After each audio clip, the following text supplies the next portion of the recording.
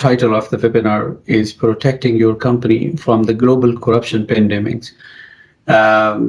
Corruption is a pandemic, as everybody know that this is not less than a great level of the problem we face every day and everywhere around our businesses or personal lives. So there is a relevant question that to ask ourselves, that are you doing everything you can to protect your organization from the harmful effect of bribery and corruption? So harmful effect can be consequences being involved in the corrupt practices. So that can be a reputational damage on the top of that. And we have several case studies where companies even need to change their name after so much scandals or involvement in criminal prosecutions, fines, and imprisonments. So it's a serious nature of harm, and especially it's take too much time to recover from reputational damage. So the first is I would like, as you know, to introduce who we are. We started this business with the name of Corporate Research and Investigations Private Limited, limited in some part of the world. And we are trading with the name and style of CRI Group. So CRI Group is a global leader in risk, compliance, and anti-corruption solutions and management systems, trainings. We are worldwide providers of corporate investigations, forensic accounting, third-party due diligence, integrity due diligence, which is a part of third-party risk management, and employee background screening. So employee background screening is actually one of the very first specialty we started back in 1990. And we have the largest setup in different locations around the world to offer pre-employment background screening as a minimum level of risk management when you are dealing with human factors. So we have almost 30 years operating in these regions, especially in Malaysia, UAE, Pakistan, Qatar, Singapore, Brazil, US, and UK.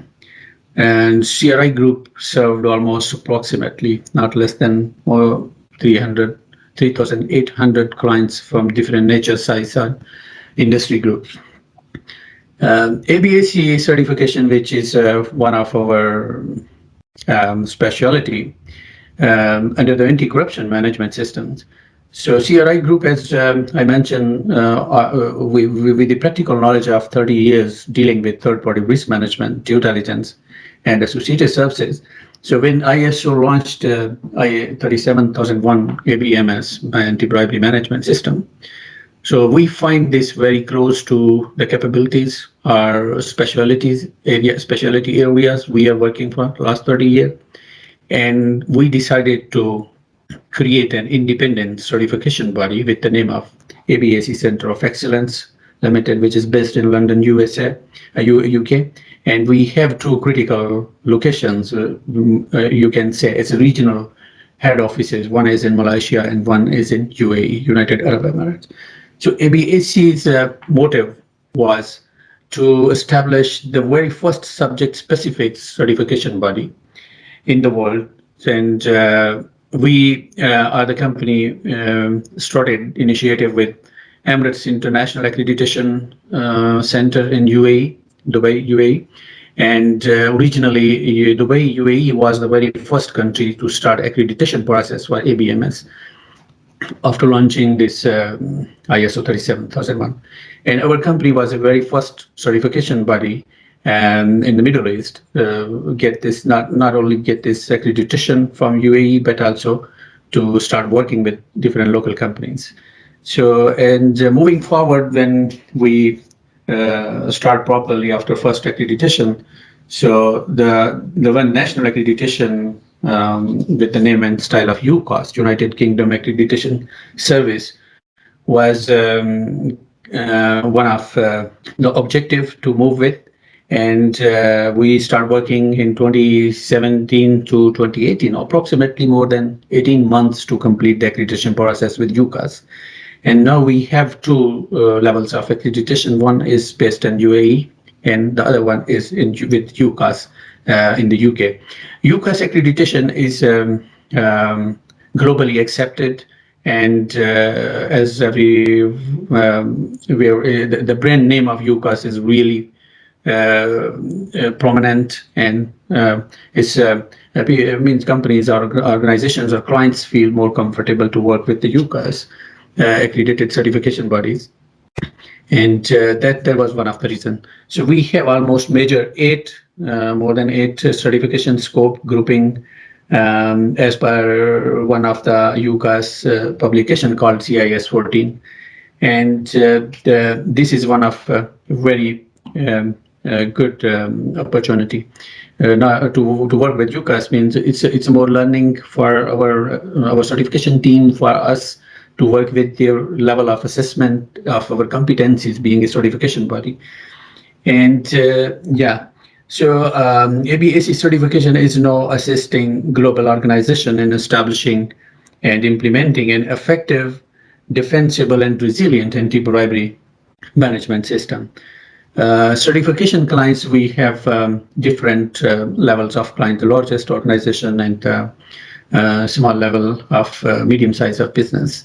So for example, we have Mubadala investment in UAE, which is largest government-owned investment organization in UAE. Then Mubadala Petroleum is an independent organization, same owned by the government of UAE, but it's the largest organization.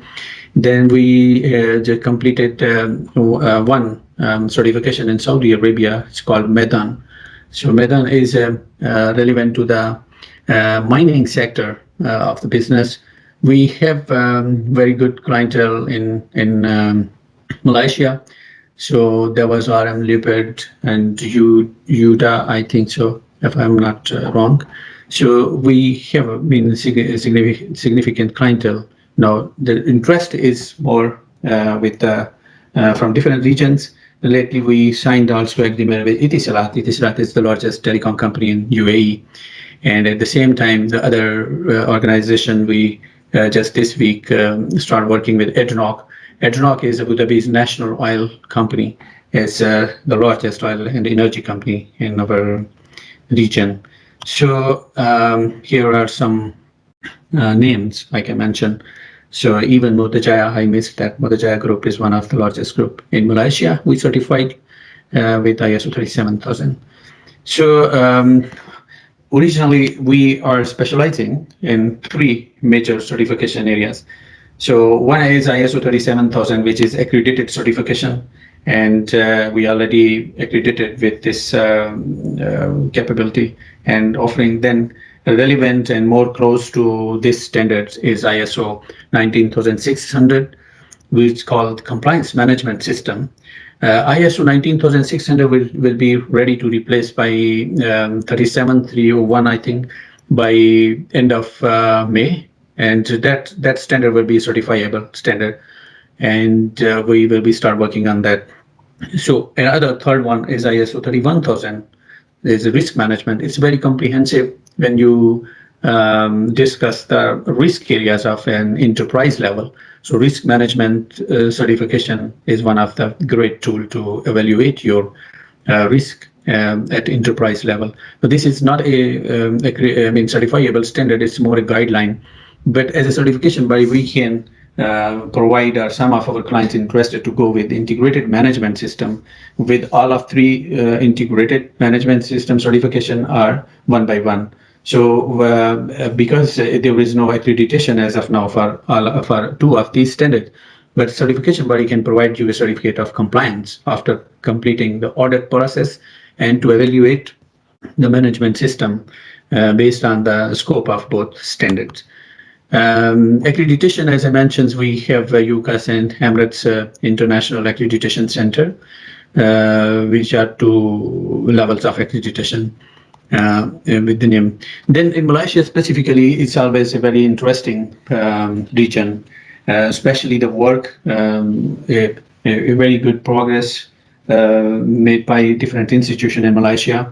And it's always our favorite place to work with the local businesses and the local colleagues. So before COVID-19, we extensively involved in local activities to organize the events, seminars, work with MSCC and many other local organizations. So we are one of the partners in corporate governance with MICG. So, and we also affiliate with British Malaysian Chamber of Commerce. So we also have a corporate membership entitlement with Transparency International Malaysia. And these are the few organizations we are working with. So our mission is it's more to support as a common goal to assist multinational and local organizations in safeguarding their integrity and to protecting the global while working in to protect them in the global marketplace from bribery and corruption. So today's objective is also relevant to the same. So we will discuss and compare the spectrum of regulatory instruments and corporate compliance standards in order to devise an effective anti-corruption policy and practice.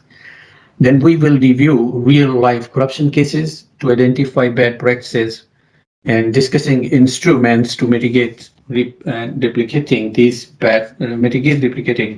bad practices not to happen again within our organization or the business relationships. Then we will discuss how to develop proactive institutional policies and solutions that monitor and manage compliance in order to prevent, detect, and respond to future bribery and corruption scenarios. So this is the objective of today of our webinar. Okay, so moving forward to our journey to complete this webinar, the corruption pandemic. We know a rapidly spreading spectrum of global bribery risk.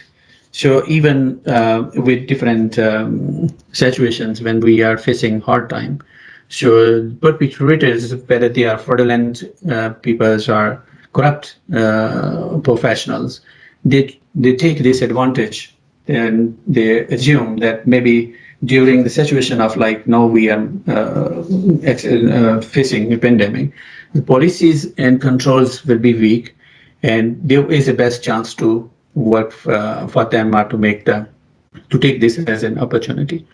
So as transparency also concerned that the COVID-19 pandemic revealed gaping weaknesses in the way many countries spend public resources and make decisions during crisis.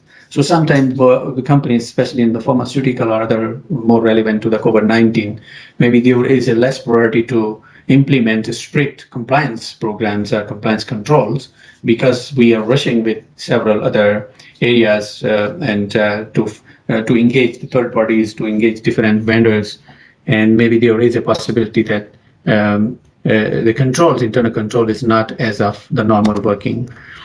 Same concern is from the UN. The pandemic is increasing corruption from the health sector to public procurement.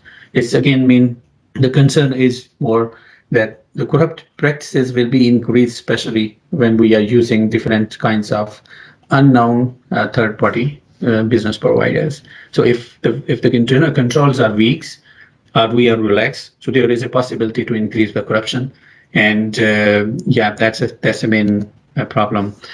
Again, in 2020, we can see resulted in unprecedented changes in the way of companies to do business, both in adopting to new or expanded remote work environment and in navigating turbulent markets. The markets are not stable, so this is another trend. There is a possibility that corruption will increase. Then we can see in far too many parts of the world, for example, high-level public officials are robbing entire populations of the chance of a sustainable future. So this can be another trend.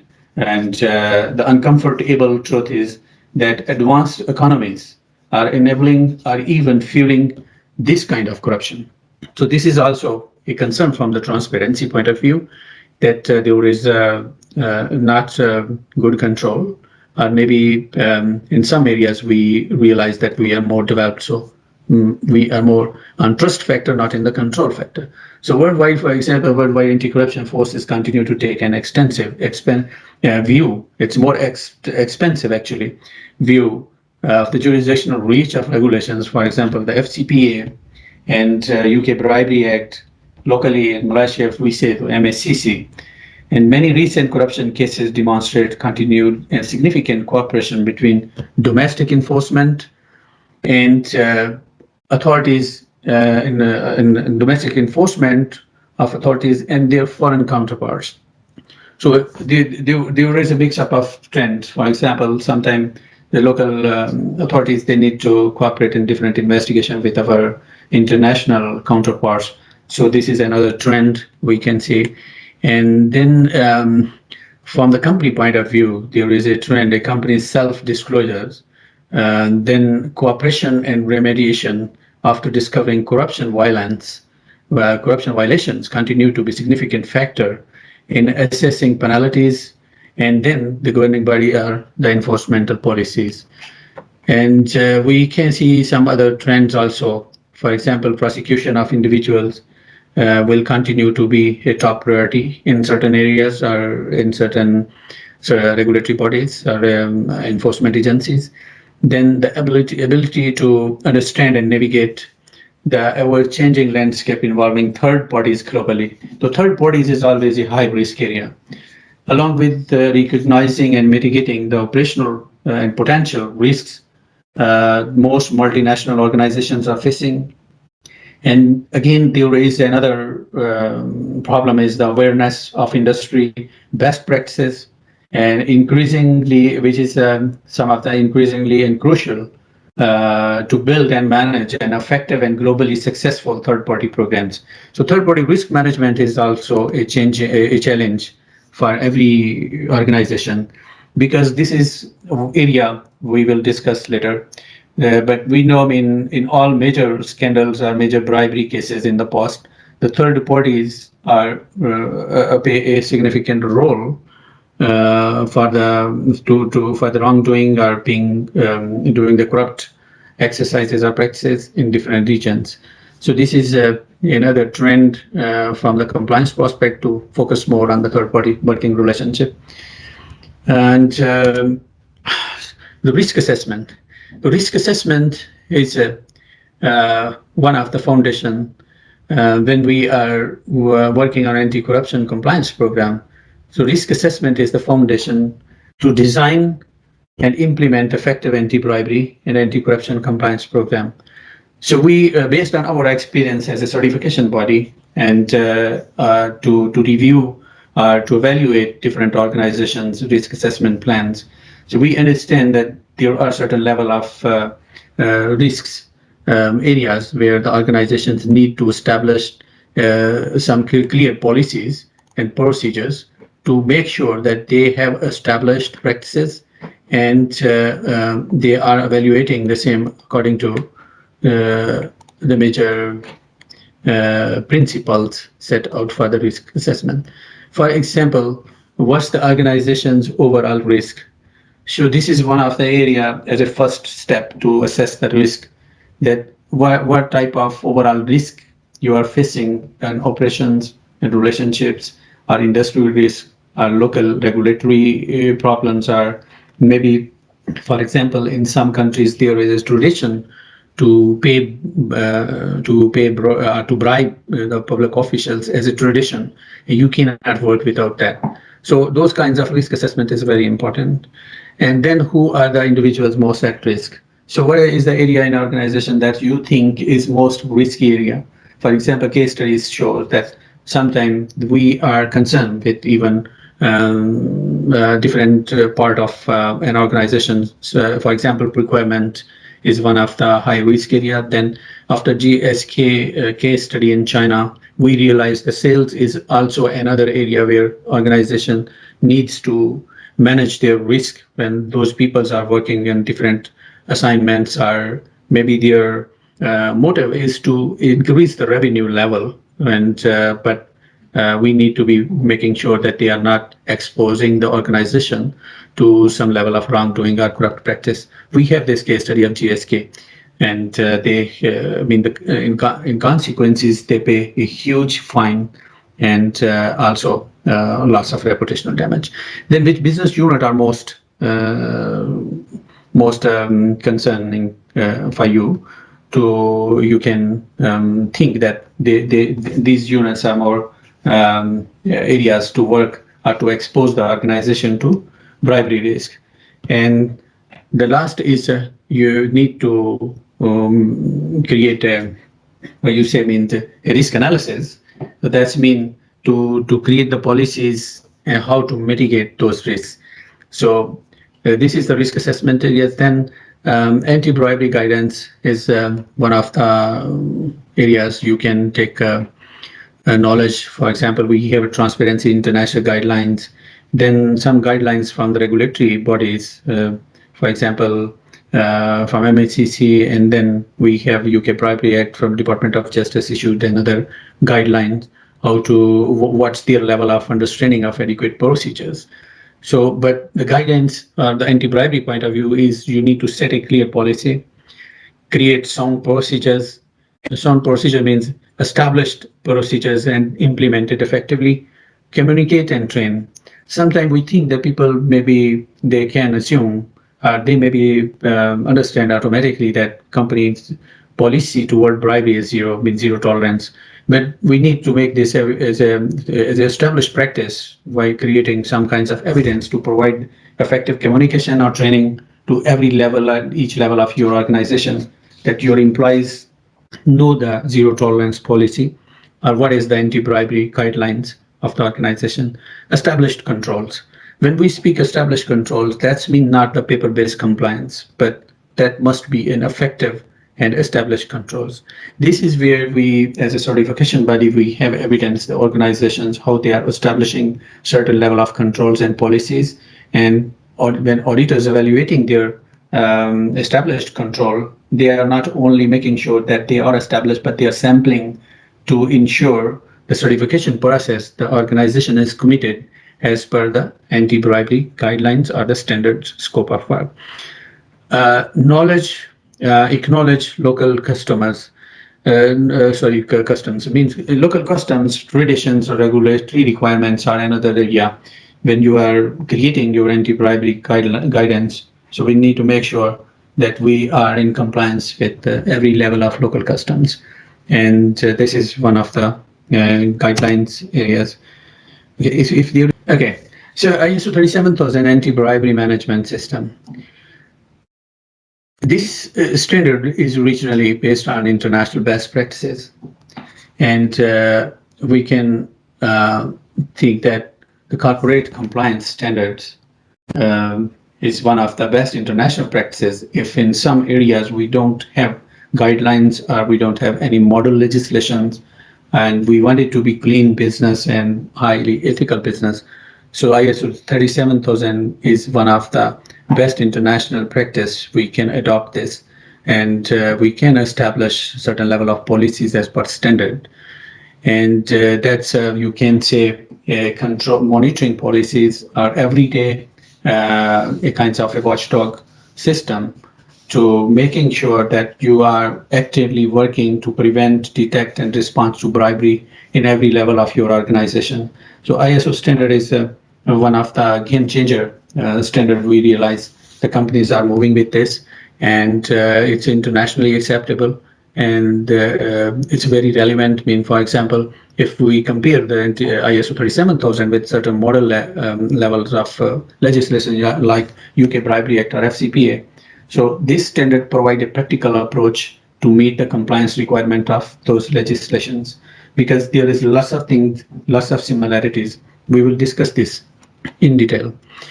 And then the standard proved generally mean accepted corporate compliance or anti-bribery policies.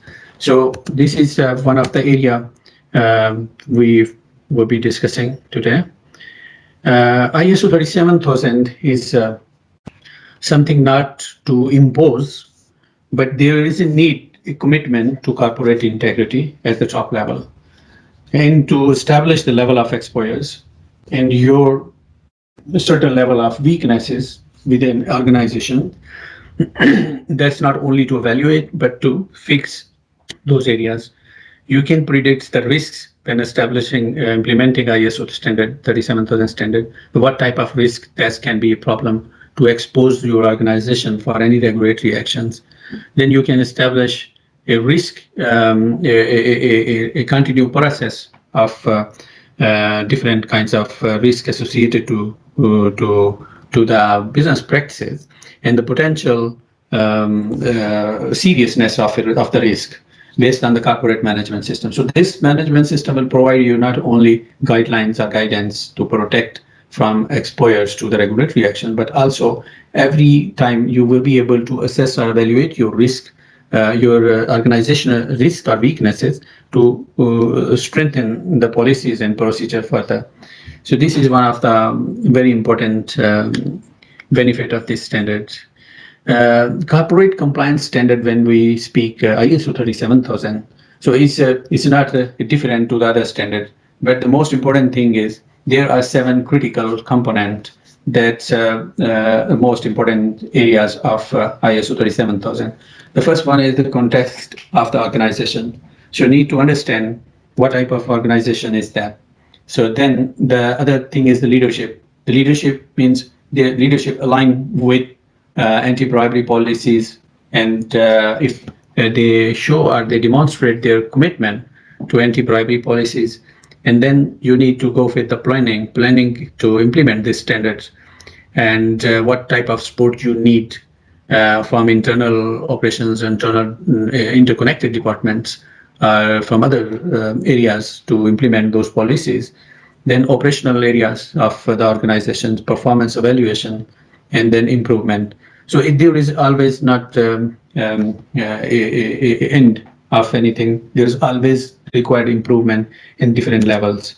So ISO 37000, we think in the present scenario when we are talking a lot about adequate procedures, we are at the same time talking about different solutions, different kinds of policies. So we think ISO 37000 is one of the best vaccine for your organization to survive in global corruption pandemic, because this is why we say the vaccine, it is the same, means if you have established adequate procedures, so at least you can demonstrate that you have a better control and not to expose by any means to external threats or to internal threats, causing a bad reputation or causing to criminal investigation by the regulatory authorities or other kinds of similar problems.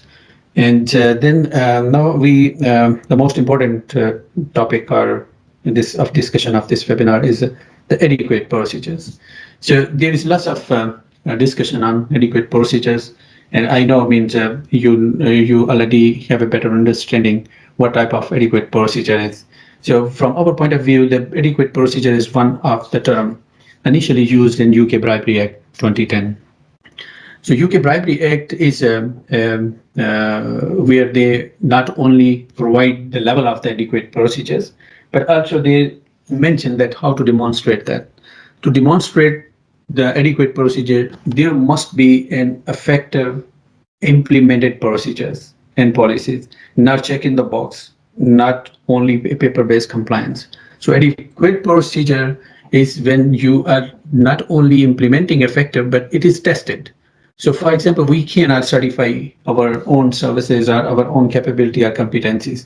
So that's where you can go with a third party to provide an audit exercise to make this sure that your adequate procedure are and at the level of requirement as per organizations local regulatory compliance. For example, we talk a lot about Section 17A. So Section 17A, where the commercial organization shall be acquitted if, for example, unfortunately, if any organization is charged with a criminal investigation and there is a trial. So if you provide the adequate procedure, there are possibilities, and we have those case studies in UK or other part of the world.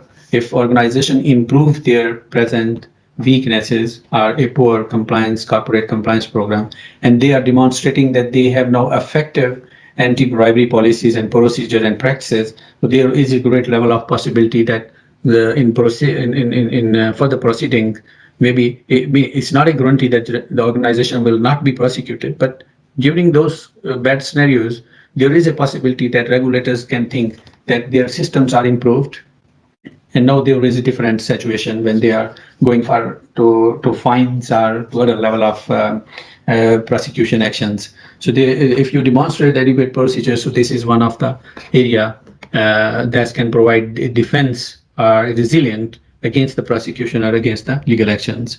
So adequate procedure, and especially if we talk about the MACC guidelines about the adequate procedure. So we know that there is a guideline called GAP based on these principles. So the same principle is what ISO said. And this is the same thing, most of our regulatory requirements, they mention. For example, our standard ISO 37000 is the same, that you need a top level commitment. And then it's a comprehensive risk assessment. So comprehensive risk assessment is one of the area where you need to make sure that you are assessing the risk to exposure of bribery exposures, means to causing different kinds of problem of prosecution or bad names.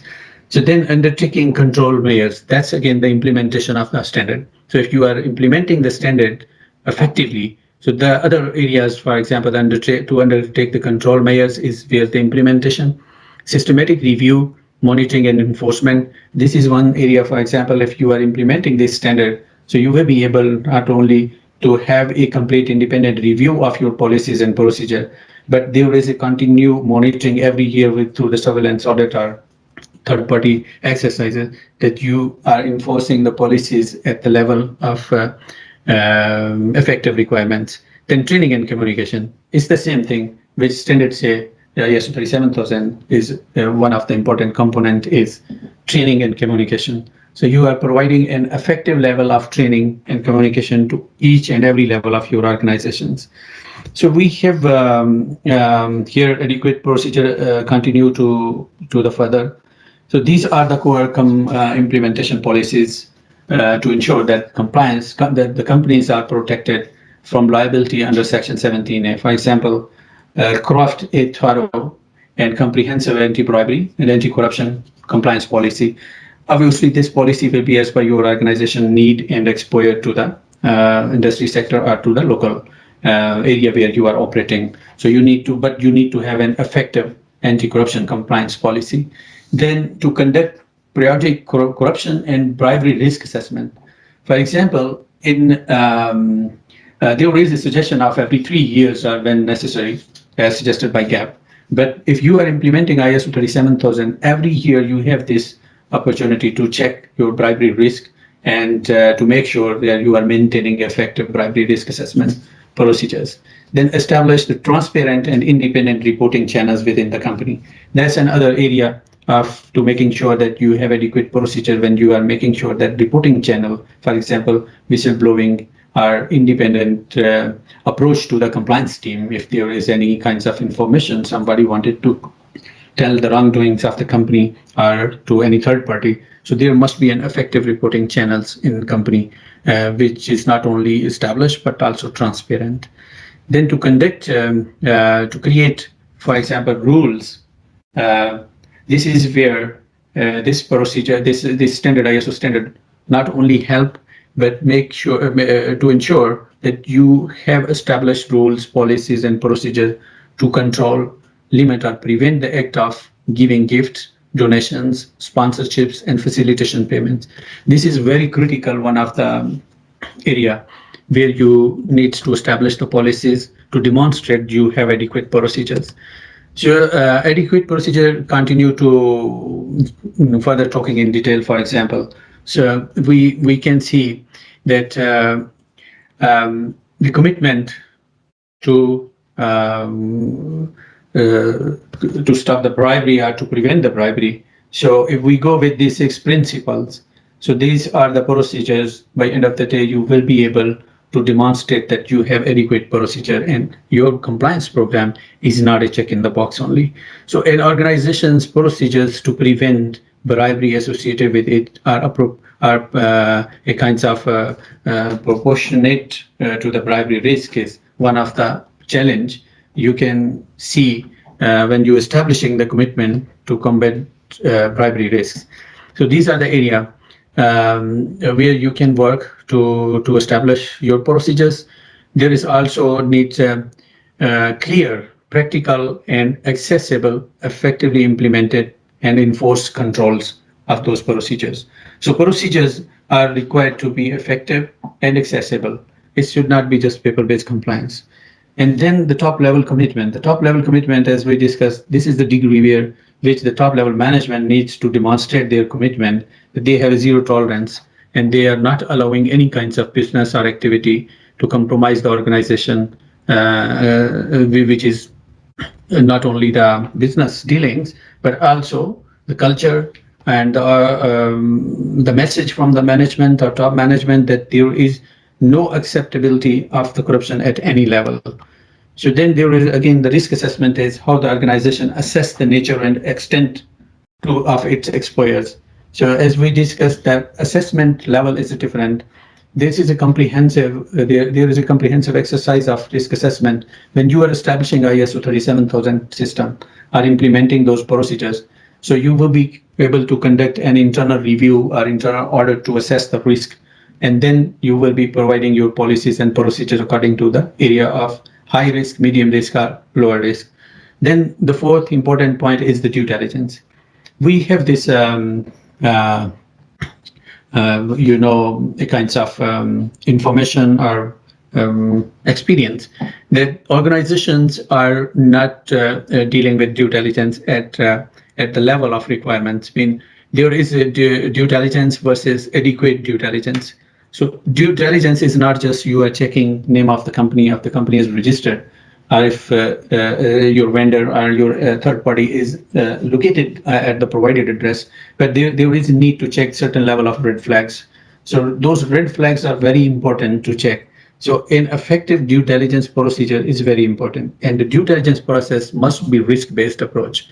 And you need to make sure when you are profiling your third parties that you are checking all levels of your due diligence, all level of your risks, and what is the expected, you can say, red flags. For example, your target in the due diligence must be to check the undisclosed information which is not provided by your third-party agents or intermediaries or other vendors.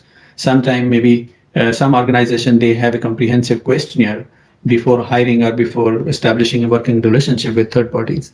And they provide those questionnaire to their vendors, and even when they complete those questionnaire, they start the due diligence process.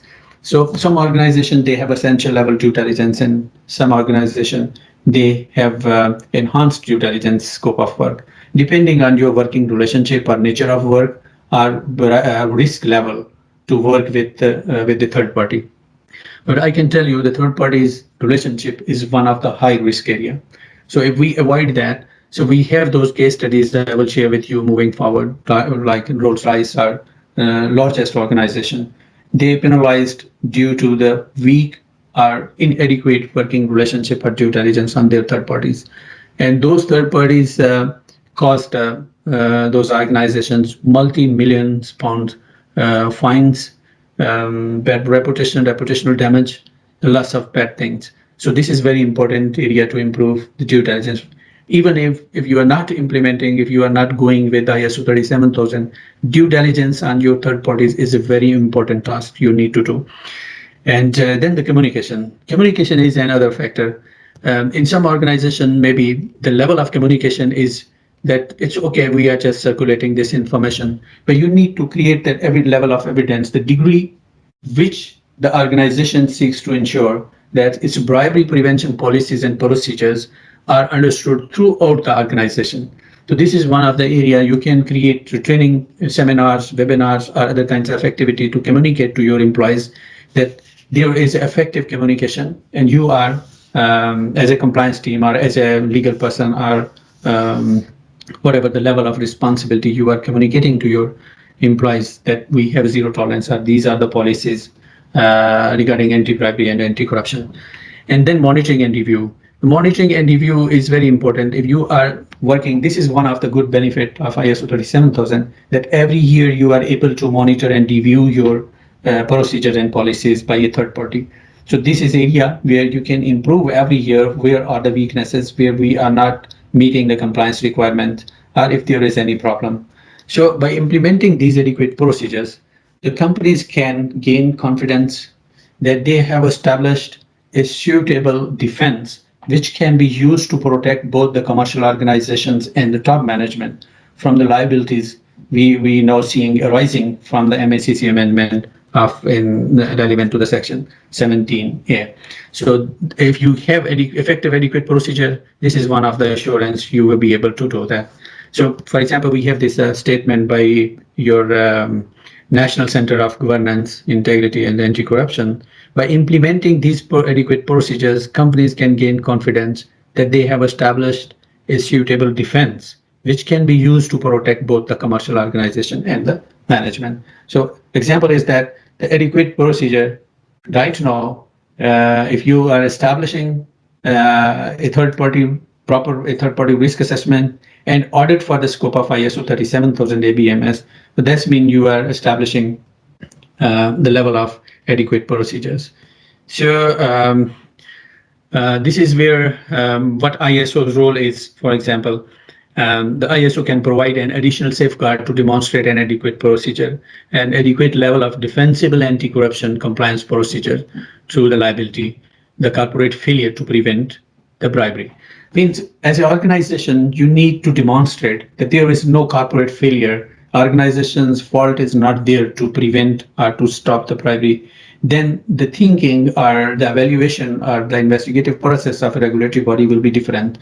If you are making sure that your procedure or your policies are up to the level, so that will change complete different scenario, and there will be a defensible situations. So I will go through to certain level of case studies we have. There is lots of material available through our publications and on our website. So we provide a very comprehensive reports. Some of reports are really a good research-based reports to provide you analysis or a comparative study. So what was the reason of those high-level corrupt practices or crimes? So I will give you a brief overview of what happened originally in different levels of non-adequate procedures. So why we say the non-adequate procedure. For example, the one common thing is all of these cases is that they don't have a proper third-party risk management process. The third-party risk management process can be where is the level of your working relationship or controls on the third parties. The third parties, where they are vendors, if they are kinds of subsidiaries or agents. So the level of working relationship. These case studies provide one lesson, that is that nobody was working seriously on due diligence sector or third-party risk management sector. So those third parties was originally responsible to expose these organizations at the level of means high level prosecutions or fines. So, for example, widespread indirect influence using third parties to push airline and as a kind of a satellite contract. So in Airbus case, again, as we discussed, the third party was responsible. They work with the loopholes, and they provide influence resources with the local political areas or wherever they have been involved or engaged. But the motive was to provide the business at whatever the cost. So they pay bribe or they make some political engagement to influence on the decision-making process to get the contract in certain areas. So this was another area because I don't know why this was not happened in that kinds of largest organization, that there is no due diligence or there is no adequate process to understand the level of working of their third part, your agents or your intermediaries in high risk areas. So internal audit was weak, and if they conduct the internal audit later, so they find there are lots of bribery cases or there are lots of issues organization was facing. So originally, the Airbus defense was they did not prevent bribery or have in place at the material time adequate procedures designed to prevent those persons associated with Airbus. So this was a kind of a result that first they don't have an effective adequate procedures to prevent the individuals associated with the company, that they should not be encouraged or carrying out activities of bribery or corrupt practices. So this is one of the area one of the problem Airbus faces, and they paid US dollar 4 billion in penalties.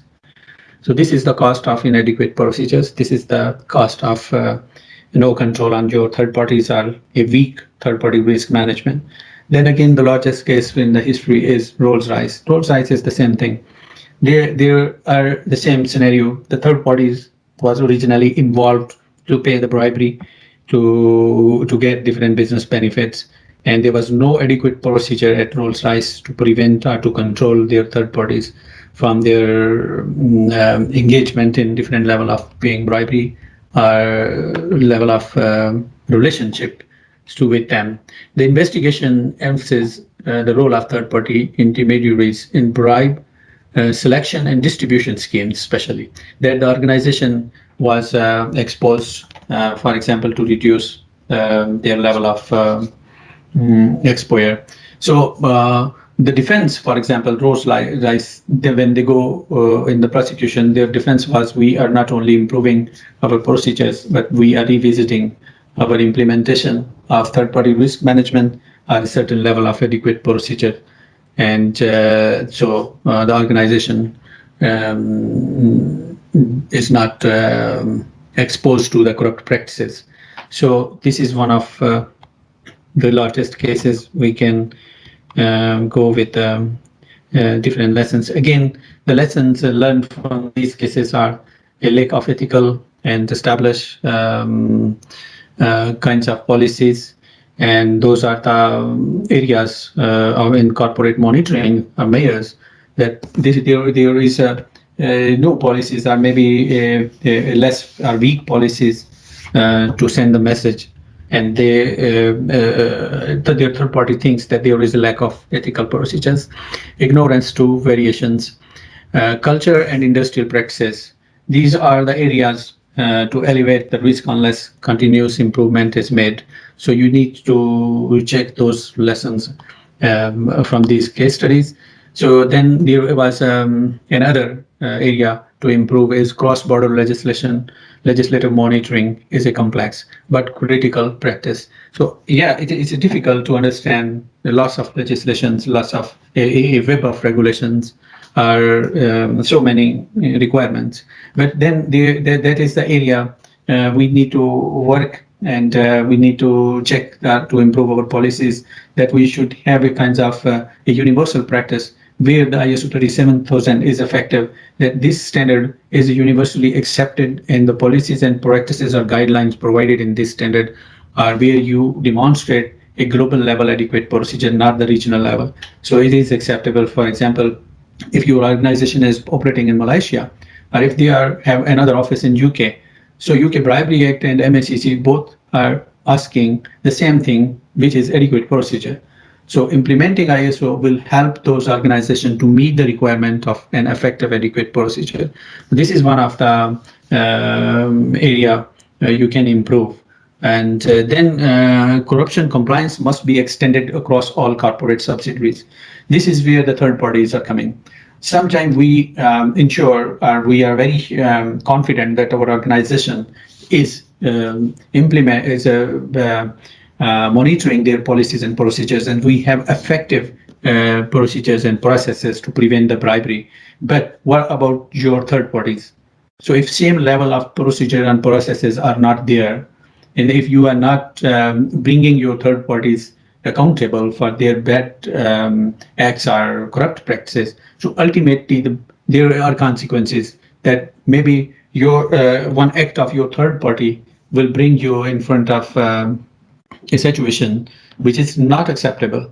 So this is area you need to extend your corporate practices or adequate procedures, or if you are going with implementing the ISO 37000. So there we have some clients or we have some organization, they are looking to create the criteria, hiring criteria. They are changing the requirement rules or procedures to add some level of adequate procedure or requirement of ISO 37000 maybe for a qualification, for a eligibility criteria for their third parties. If they wanted to work with them, they needs to be at their level. So otherwise, it's really a kind of risk that your third parties can be one of the reasons of any bad thing happen. Again, we talk about the third party relationship are most areas where the corruption and bribery is happening. Due diligence and third party inspections are critical before contracts are approved. This is where we talk about the questionnaire.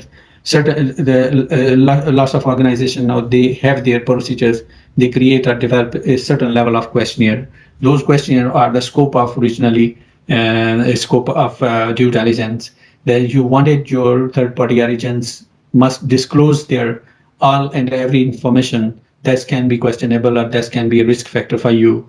And then you must conduct your due diligence before signing the contract with or approving the third parties. So the best practice, if we go with establishing a compliance culture, then audit sponsorships or endorsements for bribery potential. I mean, gift schemes, donations that must be controlled, and acknowledge risk and be proactive. So there is a need to conduct an effective audit to detect the bribery risks and not just checking the box. Then prioritize the due diligence. Again, the due diligence is very important factor for to making sure that you have established adequate procedures. Then it's a continued improvement.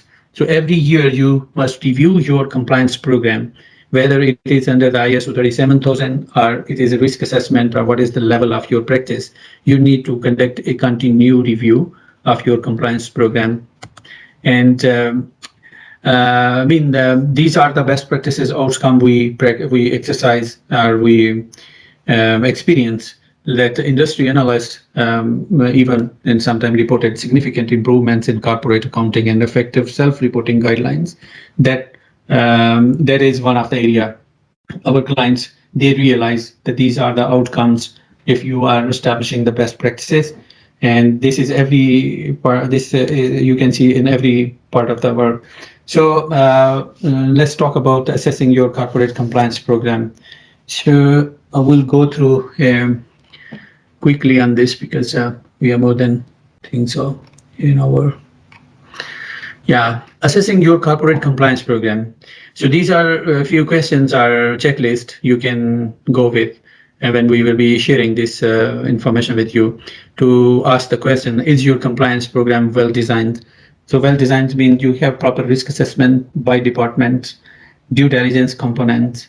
Is your compliance program being implemented effectively? So that should not be designed or in the paper base, but that must be implemented effectively.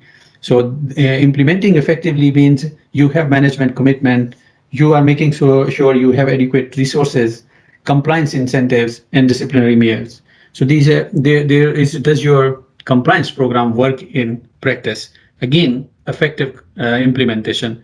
Adopt as a risk change, effectively investigate misconduct, identify a root cause of misconduct, and then remedies of misconduct. For example, sometimes we receive whistleblowing, we are conducting investigations, we finalize the findings, but maybe we are not implementing those findings, or we are not working on remedies based on those findings. So that will be a useless practice. So then conduct a thorough risk assessment and develop a procedural guidelines. Engage staff in an anti-corruption culture. Audit, revise, and adopt to ensure continuous compliance. So these are the areas you can work on to assess your corporate compliance program. And we can suggest some additional resources for your studies. And these are based on our knowledge or practices. So this is what we have for the day. Thank you so much.